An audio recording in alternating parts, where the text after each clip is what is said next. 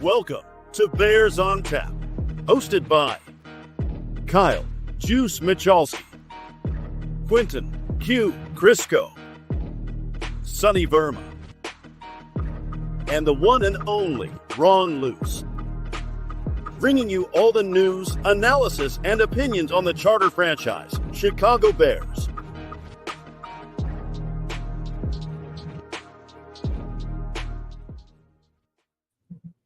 The Chicago Bears lose a game against the Indianapolis Colts in Indiana, fall to 1-2. Ugly football game. But I'm the guy who's going to sit here and tell you there's silver linings in it. My name is Quentin Crisco. I'm joined by Sonny Verma here. We are Bears on Tap. Sonny, how are you doing this evening? You know, I've been a Bears fan for 30 plus years now. And every time I think that I'm going to feel good about it, post game, I'm not. So I'm actually really curious to hear what your silver linings are, because right now I'm going to need some convincing. Yeah, so let's just jump right into it. To me, the silver lining is I've never seen a quarterback play like this for the Chicago Bears. Okay. All right. It's that simple. It's that. How many times have we sat here and looked at Aaron Rodgers or Matt Stafford, or hell, even we can even go as far as Kirk Cousins, because we don't have that. We're Chicago Bears fans. We don't get the benefit of a guy like Kirk Cousins. So to go out there and see a guy do that 363 yards, carrying the offense on his back because there's no rush offense to be spoken of, 50 throws. Like, sure, I'd like more points, but you know what? Third game of his career, he's coming out here giving us 360 yards on 50 dropbacks, 7 yards an attempt. That's something for me to feel good about. Fair enough. I guess my mindset was, if this was a traditional number one overall pick where we took Caleb Williams because we won 3 games the year before and we were supposed to be a bad team coming into the year, then of course I would be over the moon over a performance of 350 yards plus and Caleb scoring his first couple touchdowns. But this was a different situation. This was a team that won 7 games last year, was very close to making it to the playoffs, and really Caleb was kind of like an added bonus for the Bears. Caleb Romadunze, I mean, we talked about this in a lot of the preseason episodes, Hard Knocks, the energy around this franchise was at an all-time high. And for me, okay, yeah, if you want to, talk about Caleb separately from the rest of the team, sure, 100%. And you and I kind of talked about this before we started hitting the record button. I'm super excited. From what I saw of Caleb today, I've never seen that kind of poise and confidence, even though the world was burning around him, that I saw from Caleb today. So in that sense, if you separate it on its own island, sure. But right now, at least Sunday evening, I'm struggling because I had so much more high hopes for the team itself. I wanted Caleb and the team to coincide and play well together. And the game I watched today, in my opinion, was just an abomination. I mean, it was ugly. Don't get me wrong about that. Like, the Bears had every chance to win this football game, and they couldn't quite finish it. They couldn't quite do it over and over. Like, primarily that four down sequence in the red zone was just like killer to watch, right? That hurt more than just about anything. So it's like, man, you run the ball 4 straight times. That last one, you have every lineman laying on the ground. Like, I don't know what the hell. I guess they were chop blocking. I don't know why that's the call there. Like, I don't know. Like, someone reached out to me on Twitter, was like, how are you going to grade this one with the screenshot? And I'm like, I don't fucking know. Like, the screenshot looks like they were asked to chop block. If they're asked to chop block, they chop block. Like, how do you grade that? But, like, either way, it's clear. There's aspects of this offense that are just broken. But you know what? The first 2 games, we walked away saying, there's nothing you can build off this offense. We walked away from this week saying, okay, you can take this into the next week and build off of it. You can create things off of what Caleb did this week going into this next game. And to me, that is a huge point for the coaches to be able to say, that's how you build an identity, right? That's how, and granted, I don't want the identity to be dropping back 50 times a game, but it's a starting point. It's something which, how do you build an identity? You find something you're good at. I feel like today they found something they're good at. But I mean, I hate to be the negative Ned here, but the Indianapolis Colts were the worst run defense in the league. They didn't have their best defensive lineman. And we rushed for what, 60 yards? Oh, like atrocious. I mean, you're talking like, fine, Caleb, great. He played fantastic, but I'm actually disagreeing with you. I think when I saw, like, I have even less hope for this coaching staff to figure it out. How could we be this inept 3 games into the season? Like, what was this preseason, that I was hearing about all off season? I think someone made a tweet, something about Hard Knocks showing me what's our coach Eberflus with his beard all of a sudden got me distracted, forgetting that he stunk as a coach. And like, for me, it's just like one of those where for a while I kind of forgot about everything. I think getting the number 1 overall pick and a strong ending to last season had me very optimistic. But this offensive play calling that we have, like you said, those 4 plays at the 1-yard line were as bad as I've ever seen. And when you talk about Chicago Bears bad offensive play, this is not a low bar. Like, this is a very high bar for bad offensive play. And I'm telling you, Q, this is right up there. It's right up there, but they had 400 yards of offense. Sure, but a lot of it came. Like, I get what you're saying, and I feel it, and it's like running is the simplest part. It's what you should be able to do. And I agree with that. It's disgusting that they're not able to, but I don't know. Maybe I'm crazy here, but there's just something that is sparking in my mind of like, it was disgusting. It was awful, but they still threw for 350 plus yards. Is that the leveling aspect that a good quarterback gets you? I'm not saying you're going to get it every single week, but like, that is what I think. To me, the first 2 weeks, it was like, when's it going to start clicking for Caleb? When's it going to start clicking for Caleb? And a weird part of being a Bears fan this year, I think, is you have 2 different fans in your head. One fan in your head who's saying, man, we're going to make the playoffs. It's going to be a fun year. And the other fan saying, we just need Caleb to be good. Nothing else really matters. And I'm just leaning more to that fan who's saying, we need to see it from Caleb. And man, I felt like I saw it today, even if the results were not what we wanted, even if there were some blemishes in there. Like, I saw a dude making plays from the pocket, like creating from the pocket, which is just something that I've never seen in a Bears uniform before.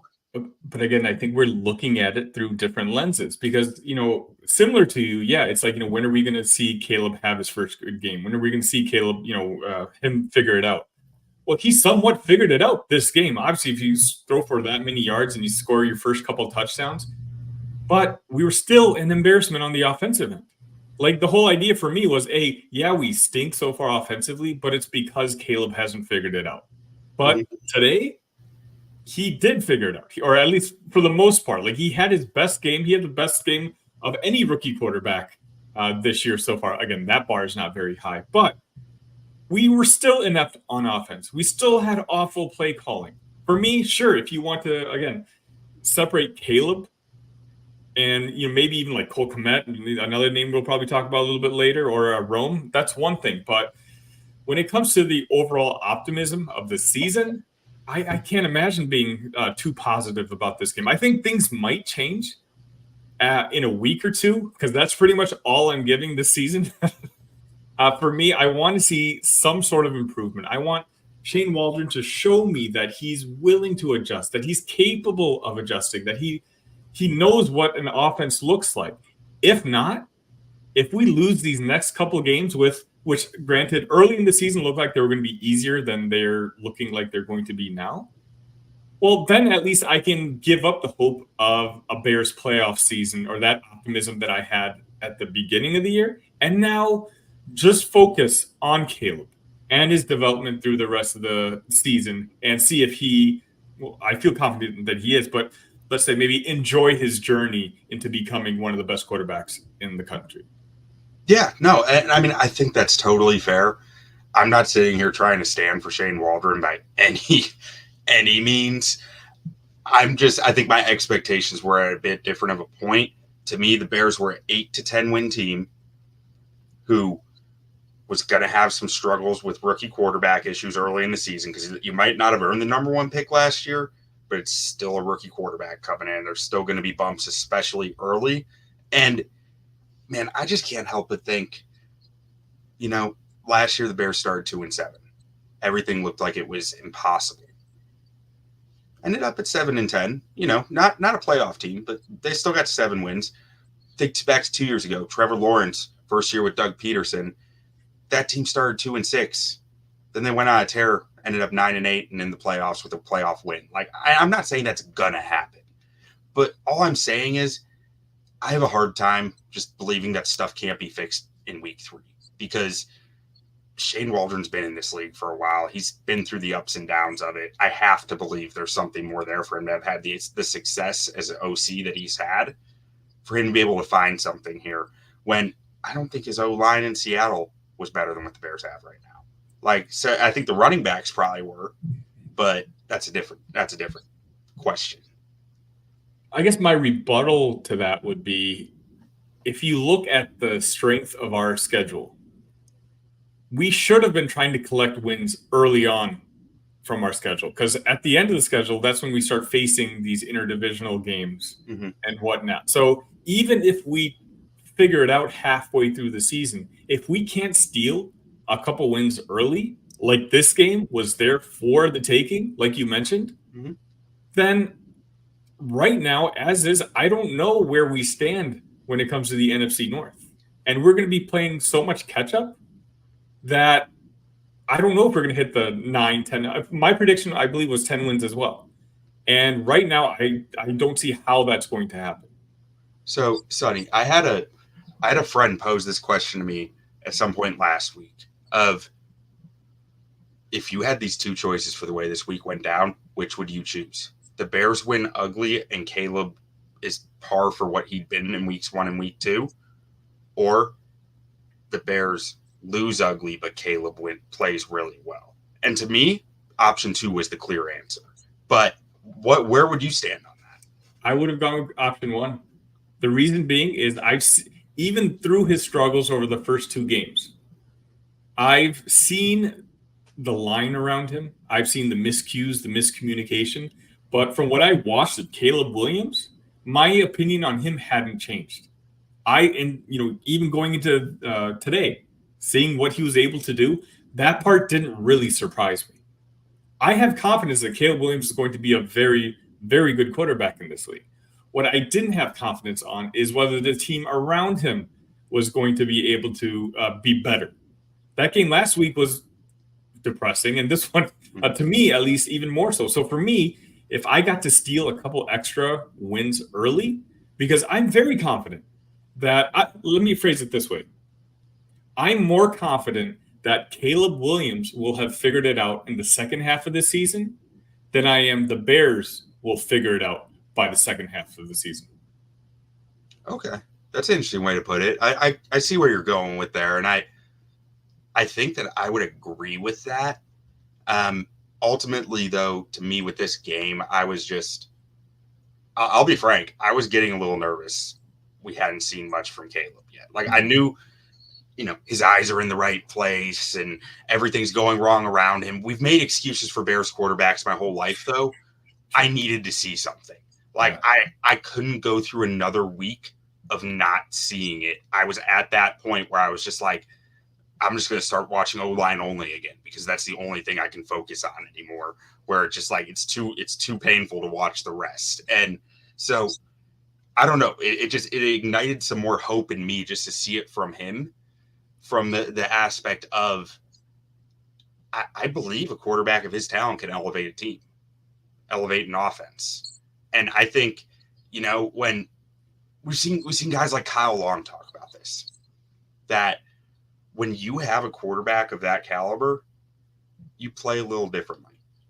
And I think at the very least, everyone on this offense got reminded the caliber quarterback that Caleb is going to be and can be.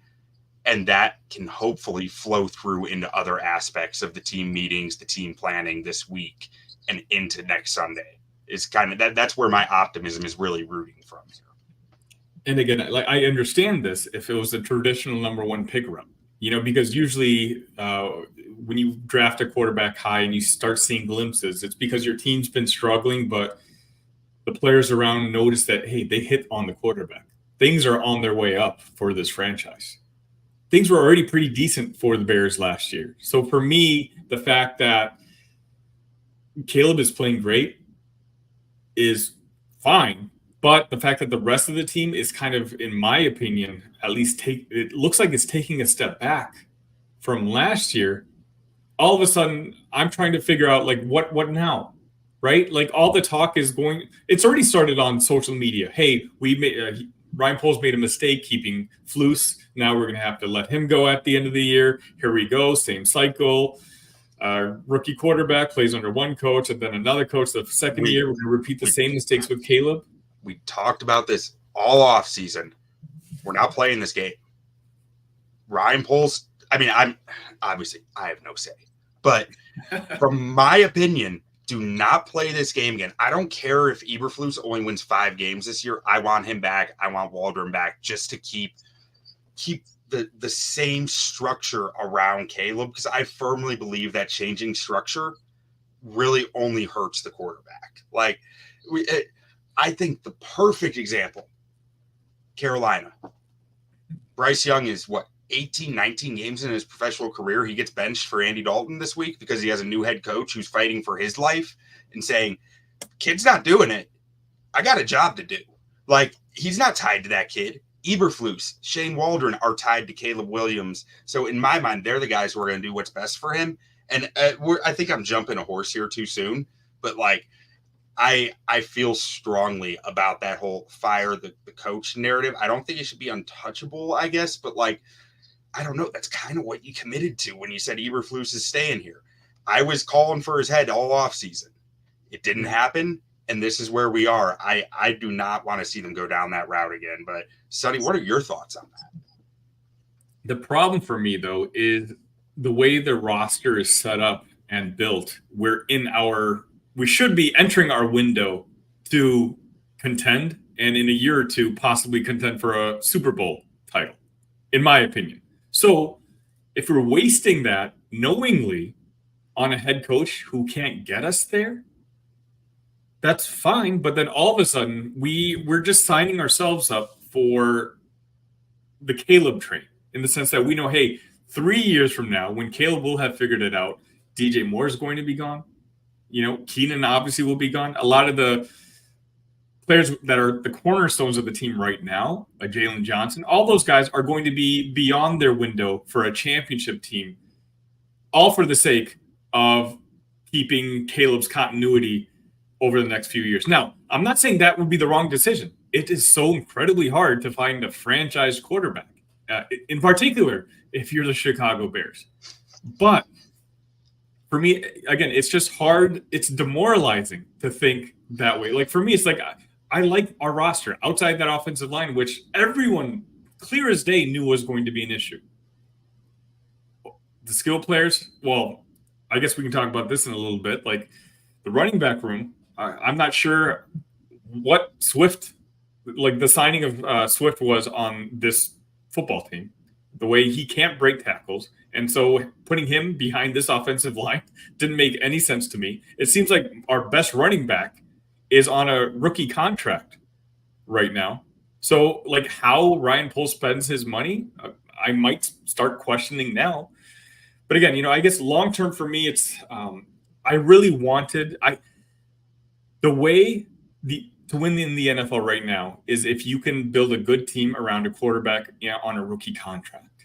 And I genuinely really thought that we had that ability right now, that most of the pieces are there when it comes to the roster. I still don't mind the roster overall. I still like what we have on our 52-man. But if all of a sudden we've got to wait for Caleb to develop a couple of years, knowing the leadership is bad, then we're just playing the NFL game the hard way. Because by then Caleb's going to need, he's going to have a higher cap number. And we know Caleb's a businessman first. He's going to want to be the highest paid quarterback in the NFL. And so for me, I don't know, it's a touchy subject. That's an interesting thought, though, because Pat Mahomes didn't do that. It's interesting, and that conversation is so far down the road that it's not worth getting into that much. But I wonder how much some players right now, who, if they really are like best of the best in the league, might look at Pat Mahomes, look at Tom Brady, and say, you know what? They took less money, they won more rings, they made more money in the end because of it. So that's a weird conversation. That's for another time. So I won't get. We're going to change the subject here. So to Shane Waldron a little bit on it. Like, I'm sitting here. I'm starting to think, whatever you envision DeAndre Swift being, and whatever you spent all offseason designing as the run scheme for DeAndre Swift, it might be time for that to go out the window because it's just not working. And I mean, Roshan John started breaking some nice runs down the stretch here, but also the Colts knew we needed to pass at that point. Yeah. So it's kind of, chicken or egg type thing. How much do you actually weigh that? I really wanted to see more Khalil Herbert in this game than we did. But what I really want to talk about is this quote from Coleman Shelton after the game. Quote, well, I mean, speed option on, obviously wasn't the greatest look to run that. That's something. And this is the guy you said you'd still want to hold on to. No, this is the guy that I believe can be a serviceable center for the Bears this year. No. I'm talking about, like, what's he referencing? Shane Waldron's run scheme, like run game, run calls on the goal line there. Right, that's what I'm saying. Yeah. Well, like, to me, if the offensive lineman in me hears that, thinks about that fourth down play, and says, fuck you to the offensive coordinator. Mm-hmm. Because, I mean, granted, you just gave the O-line 3 chances to get in the end zone and they couldn't do it. But you know what? So you tell them all to chop block and run out into space. Like, that is a major middle finger to the O-line in my mind. And it very well might have been deserved because 3 plays in a row, they tried to get it up the middle and they couldn't. But, like, that is just, to me, that feels like grind my gears a little bit as an offensive lineman. Like, you really are not going to put this on our back. You're going to say we're going to run out into space behind some wide receivers? Really? That's what you want to do? And it's, double interesting that it's Coleman saying that, right? Isn't that like more of a comment that you imagine like an established vet on the offensive line just kind of showing leadership, standing up for the offensive lineman in that room? Because, by that time, who knows? They may have all seen the picture, or they know for the first 2 games that they've, gotten a lot of scrutiny. This is Coleman Shelton, a guy who half the Bears fans already want cut, making comments like that. And, again, that I did see that in the post game. So for me, it's like that kind of reinforced my frustration with this coaching staff and my hesitancy to see optimism for the season moving forward. But yeah, I don't know. Yeah, let's get to the keys of the game. I'll save my takeaway for when we're talking about takeaways. But so let's move in to this next segment here. Keys to victory.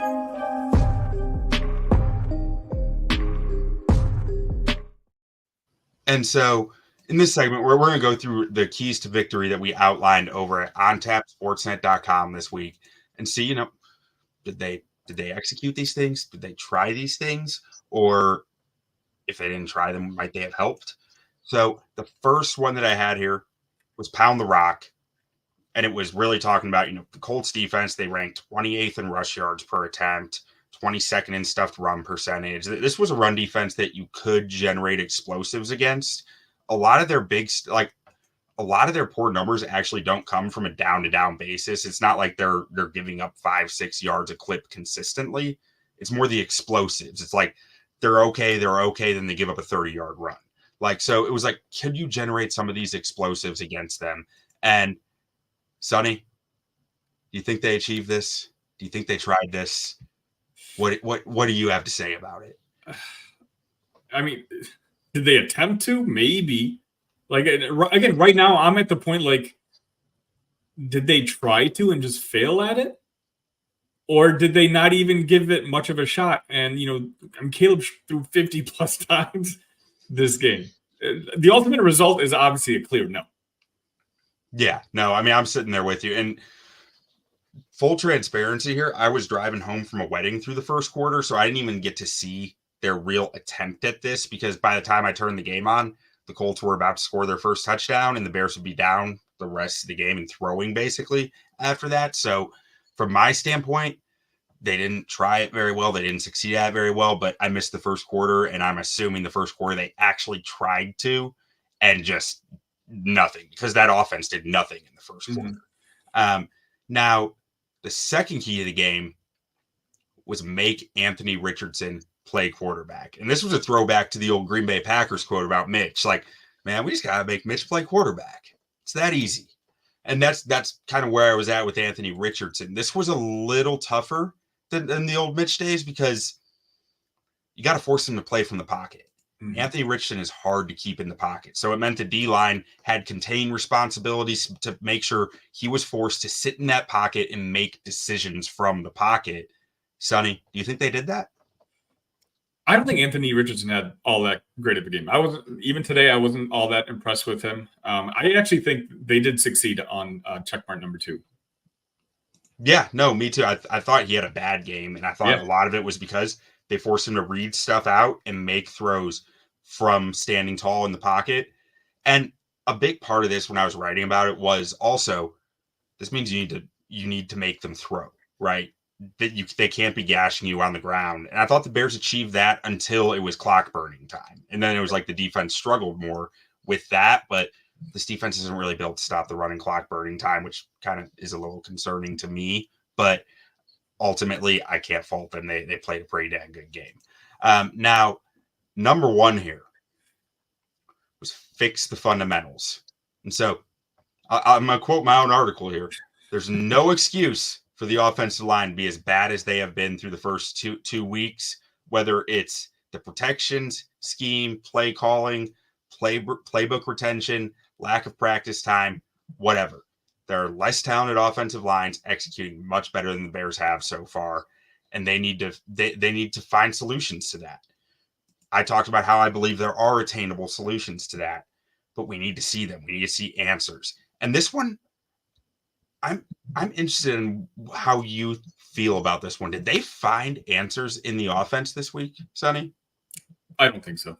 I think structurally it's as flawed as it was the first 2 weeks. I think Caleb played better, and thus the box score looks better. But the offense itself, the Bears team itself, I don't think they fixed anything from the first 2 weeks. The same things I was concerned about before, I'm still concerned about today. Again, the one thing even though despite his struggles, I wasn't worried about Caleb. I'd seen enough. I saw, some of the dropped touchdown passes that he had in the first couple of games, the overthrows, which just aren't like Caleb. And I just kind of attributed to rookie jitters or whatever it might be. But I wasn't worried about him. Structurally is what I was worried about, like the way we ran the offense, the offensive line issues that we have. And there's no way I could have watched the game today and felt any better about that. Yeah, no, I mean, the offensive line issues still seem pretty apparent to me, but I will say I saw them get do under center play action a handful of times, something we really didn't see week 1 or week 2. I saw them make more of a commitment into creating that, creating some more easy answers for Caleb in the pass game, which I think go a long way. So, like, to me, this is like if I'm giving this a A through F grade, I'm giving them like a C- because I think they did some of this. I don't think their execution was completely up to par, but I do think there's some stuff that gets lost in the broadcast view which this is just gut feelings. I haven't watched it all 22 or anything yet, but I have a feeling that they pared down some of the pass concepts into some simpler things that really helped them get going against the secondary that they should be beating. Like the Colts cornerback room they're ailing. They don't have much proven talent over there. I think this was a team that you could cut some stuff back against and find a lot of success with. So I did think that they added some elements into help build more of just a base identity into the offense, or a base like, this is stuff that we're gonna do and we can do and we should be able to do. But I don't think there was enough change there for me to give them a complete grade on that either. Yeah, I mean, C- probably seems about right. There is one facet of the game that they introduced today, which made me a little more excited, which I think we'll probably be talking about in a future segment. So I don't necessarily want to spoil it now. But as I said, and I feel like I'm just repeating myself, it's the fact that you can't score from the 1 yard line. It's not even you can't score from the 1 yard line. You ran a play that the Toledo Rockets would be running. From the MAC division, not an Holy NFL. Toledo, Matt Eberflus's alma mater. So yeah, right. That's why I brought it up. So for me, it's just that's where my just frustration comes in. And who knows, 1 or 2 sleeps may calm me down a little bit. But this game's a little too fresh in my mind. Well, 1 or 2 wins calm you down. 1 or 2 wins in the next 1 or 2 weeks. I need progress. That's it, right?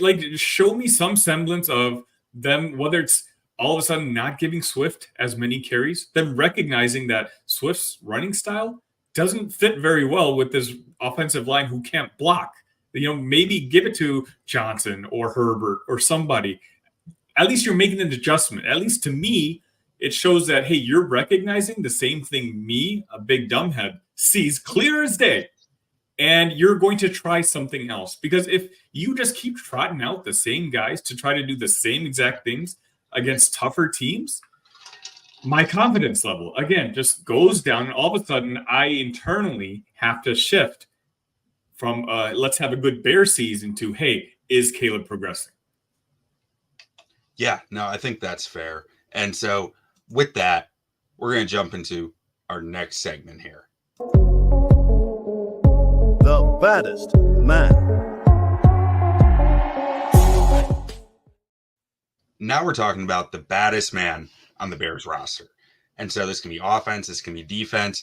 This is the guy that the Colts walked away from the game, turning back over their shoulders, they're walking in the tunnel and saying, that's a bad man right there. Sonny, who do you got? So there's obviously an easy answer here. And so I'm purposely not going in the direction of Caleb Williams just because, I'm sure you can, if that's going to be your guy, you can expound on what we've been already talking about a lot better than I. What I wanted to say is, and I was just kind of alluding to, is I love to see Cole Kmet finally get involved. That's one of the adjustments that I was relieved to see today, because Cole Kmet seems like, with Keenan Allen out, Cole Kmet should be Caleb's best friend. Mm-hmm. This, especially the way our play designs have been, just Caleb holding. We're waiting for longer routes to occur. Well, if those longer routes aren't there, then Caleb should be looking for Cole Kmet, and Cole was absent almost those first 2 games. So for me, I actually wanted to go a slightly different angle from the obvious choice, and just say that I hope that this was a learning experience from the coaching staff, and Cole continues to be more and more part of our offense moving forward. And less often relied on as a key blocker, I hope. Yeah. Because a great game from him as a pass catcher. But that strip sack where, I believe it was him and Mercedes Lewis flanked off the left tackle. And the concept there is Cole's only job is to make sure the edge rusher Laiatu Latu does not get outside, to force him back to Mercedes Lewis for help. And Cole couldn't do it. Cole's lighter. Cole is clearly lighter. Mm-hmm. He is much more fluid in his routes than he's ever been in his career, which means you should probably be using them because he looks really good running routes for the first time ever. But that's a whole nother thing. But I'm not sure you can rely on him to be an inline blocker the way he used to be able to, because he just doesn't quite have the same mass and the same power that he's pushing around out there. He was never a great blocker. He was a good enough blocker. And I think with a little bit of the lost mass, he's kicked down into the poor blocker kind of territory right now, at least until he proves otherwise. Because through 3 games, he hasn't proven otherwise. What he has proven, as you were mentioning, he can separate some. he's running some really clean routes right now. I did not know that he could turn like this. I thought he could only turn like a refrigerator. So, like, this is a really good moment as a Bears fan to watch him be doing this in the passing game. Yeah, it's nice to see because, again, we wish Keenan was out there, of course, but we don't know with Keenan. He may come back for a game, but is he going to aggravate something again? That's just something that comes with Keenan Allen being on your football team. So when the opposition, the secondary is going to kind of focus on DJ Moore, of course, it's nice seeing Rome Odunze have his best game as a pro as well. But the whole point of this season and the optimism that came with it was we had given Caleb so many offensive options. It was widely said that no incoming number one pick came into the situation that Caleb was coming into this year. And so for me, there was a level of frustration that what I viewed as one of those assets just wasn't being utilized. Yeah, no, I'm with you. And so for the baddest man for me, you hinted at this a little bit. I'm going with Caleb. Yeah. And if you've listened to the podcast for this 36 minutes already, you've heard me talk plenty about why. But the best he is the answer. Let's be honest. He is the answer here. Yeah. I think Rome deserves some credit too, because Rome had a heck of a day. DJ Moore was fighting like hell every time he had the ball in his hands. I think there's probably a few Colts players who are looking back like, man, that was not fun tackling him.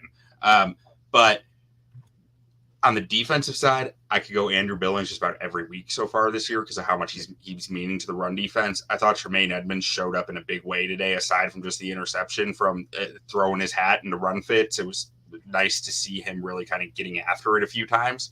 But ultimately, it's Caleb. I mean, if you're a Colts defender, if you're one of the defensive ends, he juked out and then went and tossed the ball downfield to Rome Odunze, you're sitting there going like, oh, stop that, man. Like, it's a bad dude right there. But on the inverse of this, let's talk about it. The nicest man.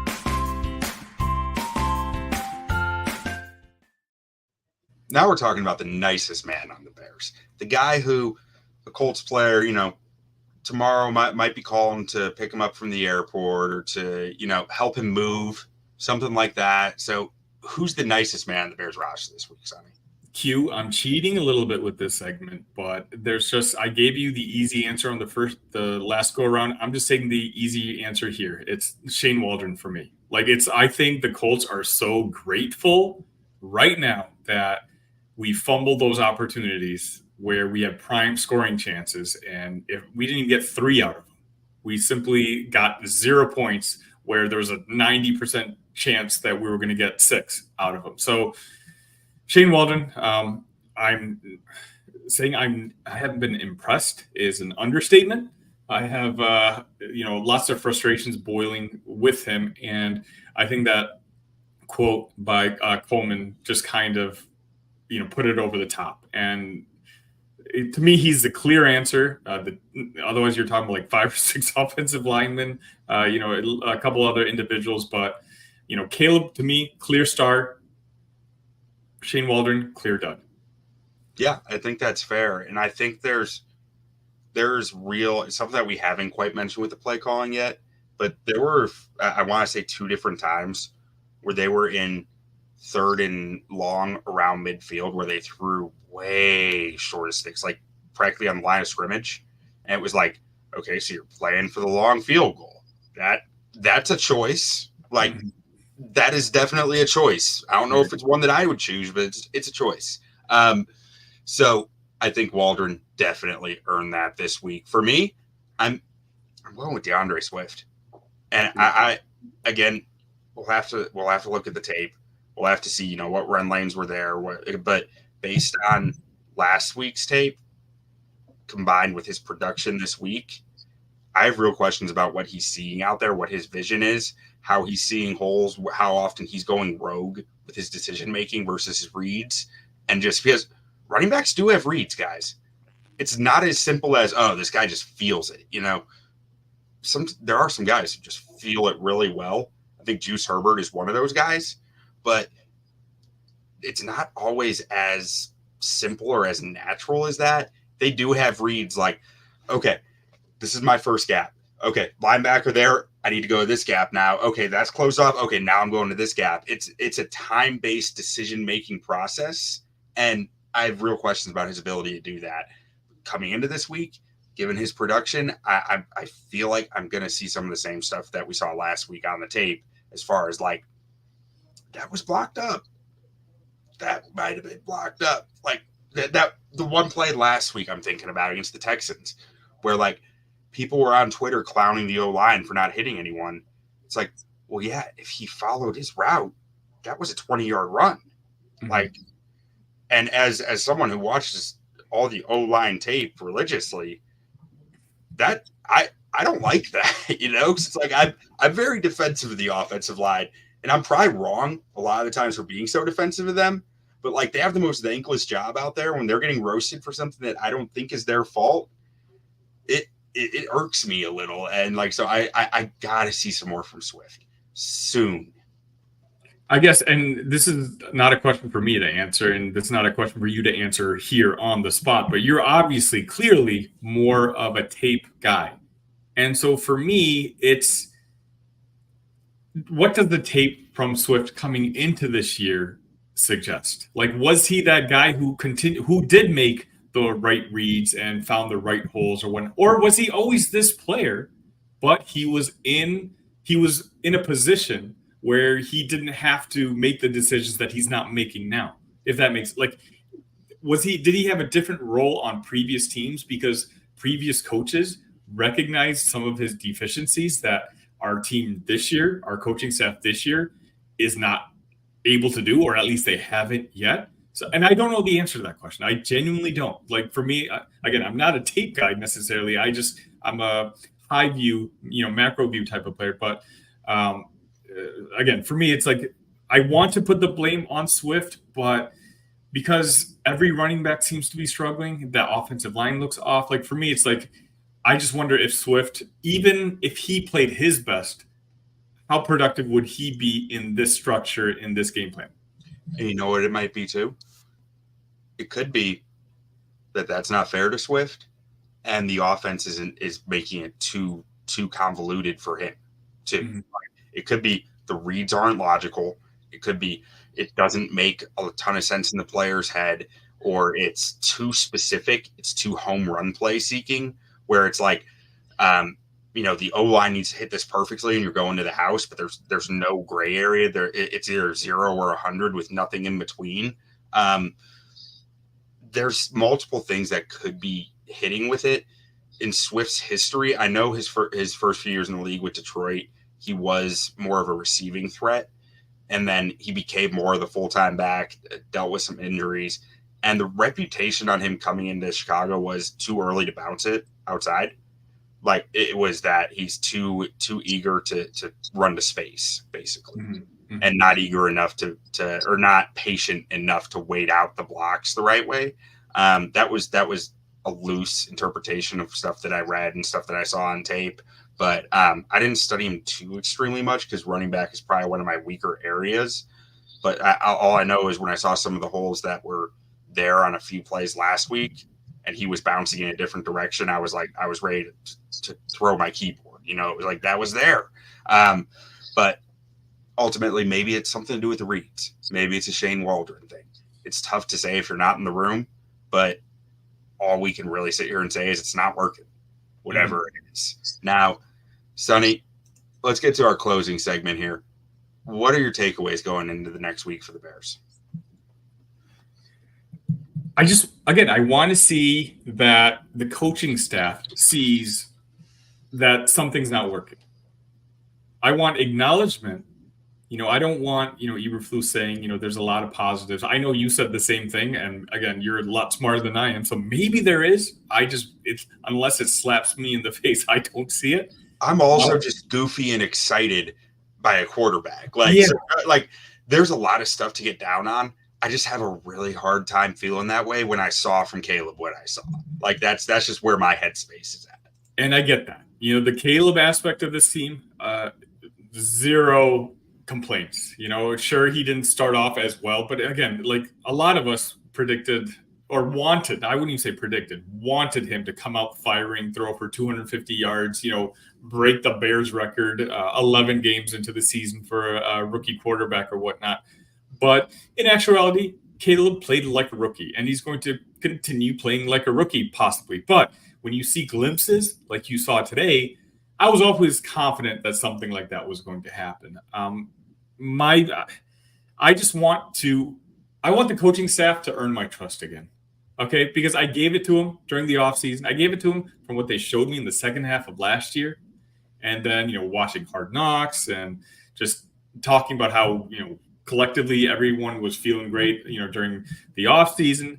And then I see these first 3 games and I'm reminded of how I felt at the beginning of last year when I wanted Flus gone. And so I know you said, we've struggled early on like last year, but we turned things around. It's just unfortunate for me because I wanted us to win 10, 11 games. And if we were going to achieve that level, we need to steal a couple of them in the early part of the schedule. And right now, if we can't beat Indianapolis, when they were, in my opinion, offering us this game, and Caleb had a fantastic game himself, I don't know. I'm close, Q. I'm close. Yeah, and I mean, I just pulled this up because I was curious. Something you said made me wonder this.